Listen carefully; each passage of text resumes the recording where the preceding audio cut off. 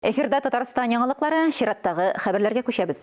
Шушы көннәрдә Республиканың Язучылар берлегенең Тукай клубында журналист, шагыйрь һәм күп җырлар авторы Камил Сәгъдәтшинның 70 яшьлек юбилеена багышланган Яшик әле Сөенеп исемле иҗат кичәсе булып узды.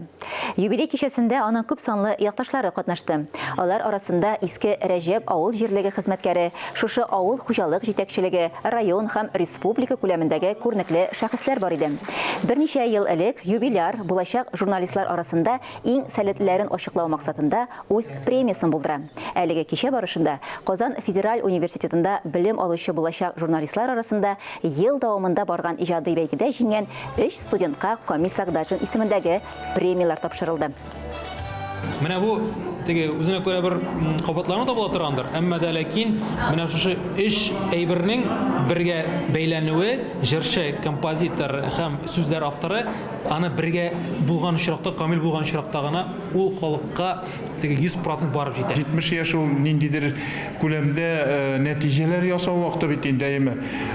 Худайга шөкер, мин теге Ватаным Татарстан редакциясендә 30 елдан артык хезмәт куйдым.